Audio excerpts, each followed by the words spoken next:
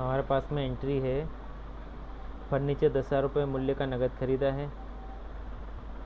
F7 general voucher में आते हैं। क्या खरीदा है? फर्नीचर कितने मूल्य का है? 10,000 मूल्य का।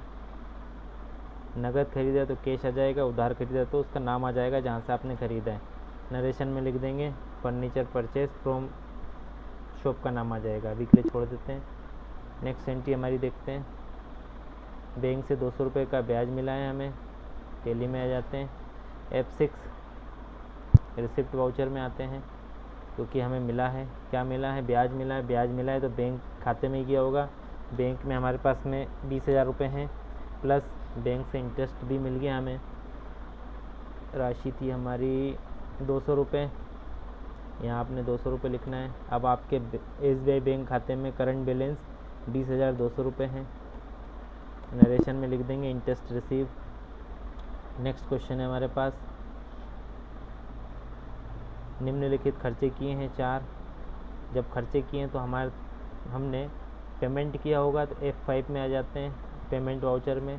सारे खर्चे आपने या तो कैश भुगतान किया होगा या चेक से या बैंक के माध्यम से किया होगा। हमने सभी खर्चे कैश किए हैं।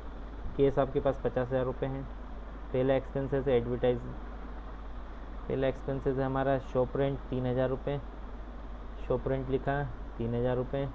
अलग अलग एंट्री भी कर सकते हैं या चारों के चारों एक्सपेंसेस यहीं हम लिख देते हैं। बिजली इलेक्ट्रिसिटी एक्सपेंसेस आपका है 500 रुपये।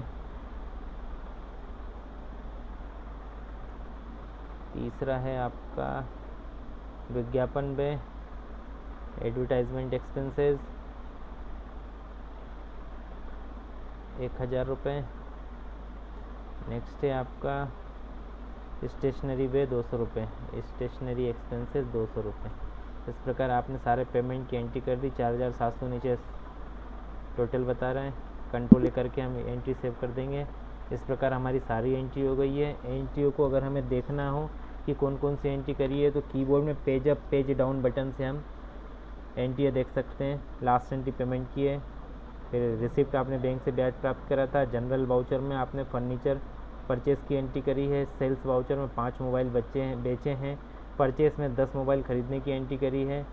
बैंक से 30,000 रुपये विड्रॉल करने की कॉन्ट्रा वाउचर्स में एंट्री करी है। 50,000 रुपये बैंक में जमा करने के लिए कॉन्ट्रा वाउचर्स में एंट्री करी है। और 1,00,000 रुपये की कैपिटल लगाई थी, वो हमें रिसिप्ट वाउचर में हमने एंट्री करी थी। सारे वाउचर्स की एंट्री हो चुकी है। Gateway of tally main screen पर आ जाते हैं। बैलेंस शीट में हम देखेंगे तो हमें हमारी बैलेंस शीट दिखाई देगी। Alt F1 प्रेस करके हम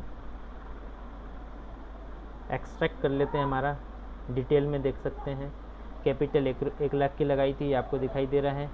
लोन हमने कोई नहीं लिया है। लाइबिलिटीज़ हमारे पे कुछ नहीं है। ओपनिंग बैलेंस आपको अभी 10,500 दिखाई दे रहा है। फर्नीचर आपने 10,000 का परचेस किया था। क्लोजिंग स्टॉक 35,000 रुपये के 5 मोबाइल आपके पास में अभी रखे हुए हैं। नगद आपके पास में 45,300 रुपये हैं और बैंक में 20,200 रुपये रखे हुए हैं। प्रॉफिट एंड लॉस अकाउंट देखना, स्केप करके पीछे आ जाते हैं हम। Profit and loss account reports के अंदर ही प्रॉफिट एंड लॉस दिखाई दे रहा है। Alt F1 करके डिटेल में देखेंगे। आपने परचेस 70,000 में किया था, सेल्स 50,000 में किया है। मोबाइल 35,000 के अभी आपके पास में 5 मोबाइल बचे हुए हैं, खर्चे किए हुए हैं, ये आपको यहाँ दिखाई दे रहे हैं। इस प्रकार आपको नेट प्रॉफिट 10,500 का हुआ है। आपके पास में क्या स्टॉक समरी है तो स्टॉक समरी में जाके हम देख सकते हैं। मोबाइल क्वांटिटी 5 बची है, रेट 7,000 का था, वैल्यू 35,000 रुपये की है।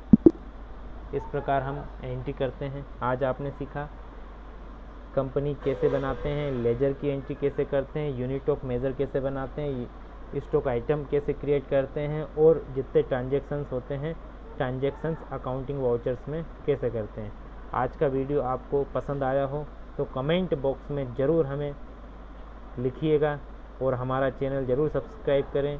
और आपको कुछ पूछना हो तो कमेंट बॉक्स में आप हमसे पूछ भी सकते हैं। धन्यवाद।